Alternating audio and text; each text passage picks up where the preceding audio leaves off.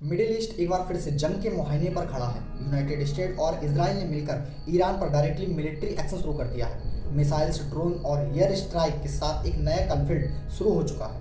यह सिर्फ एक रीजन की लड़ाई नहीं है, बल्कि ऐसी जंग है जिसका असर पूरी दुनिया पर पड़ने वाला है। अब बात करते हैं लड़ाई शुरू क्यों हुई है। इसराइल का कहना है कि ईरान अपना न्यूक्लियर प्रोग्राम आगे बढ़ा रहा है और यह इसराइल की सिक्योरिटी के लिए खतरनाक है। अमेरिका, जो इसराइल का सबसे बड़ा मित्र माना जाता है, इस बात पर इसराइल के साथ खड़ा है। ईरान का जवाब यह है कि उसका न्यूक्लियर प्रोग्राम सिर्फ एनर्जी और रिसर्च के लिए है, वो किसी के दबाव में नहीं आएगा। यहीं से बात वार्निंग से निकलकर मिलिट्री एक्शन तक पहुंच गई। ये वॉर सिर्फ 3 देशों तक सीमित नहीं है, बल्कि मिडिल ईस्ट दुनिया का सबसे सेंसिटिव रीजन माना जाता है। अगर यहाँ एक बार वॉर भड़कता है तो ऑयल सप्लाई इसमें इफेक्टिव होती है, ग्लोबल मार्केट्स हिल जाती हैं, कई देश इनडायरेक्टली इसमें इन्वॉल्व हो जाते हैं। इसलिए पूरी दुनिया की नज़र इस कन्फ्लिक्ट पर है।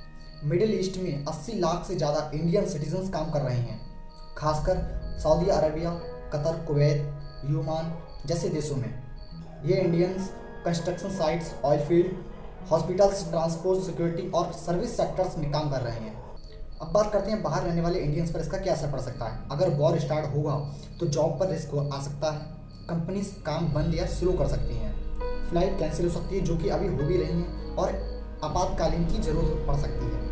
पहले भी इंडिया ऐसे सिचुएशन में अपने लोगों को वापस ला चुका है, जैसे यूक्रेन वॉर के टाइम पर ऑपरेशन गंगा चलाया गया था। इंडिया अपना ज़्यादा ऑयल मिडिल ईस्ट से इंपोर्ट करता है। अगर सप्लाई डिस्टर्ब होती है तो पेट्रोल और डीजल के दाम और ज़्यादा बढ़ सकते हैं, जबकि एलपीजी सिलेंडर के दाम भी बढ़ सकते हैं। महंगाई का प्रेशर आम आदमी पर आता है। मतलब यह वॉर टीवी स्क्रीन से निकलकर आपकी जेब तक पहुंचता है। अब बात करते हैं इंडिया का इस पर क्या स्टैंड है। इंडिया का ऑफिशियल स्टैंड क्लियर रहा है। हम किसी के साइड भी खुलकर साथ नहीं हैं।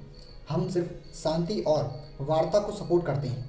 सबसे पहली प्रायोरिटी होती है इंडियन सिटीजन्स की सेफ्टी। इसलिए इंडिया बहुत बैलेंस्ड और सावधान लैंग्वेज में रिएक्ट करता है। यहाँ सबसे बड़ी बात यह है कि इस तरह की जंग में जीत किसी की भी पक्की नहीं होती है, बल्कि नुकसान हमेशा आम लोगों का होता है, चाहे वो ईरान हो, इजराइल हो या मिडिल ईस्ट में काम कर रहा कोई इंडियन वर्कर।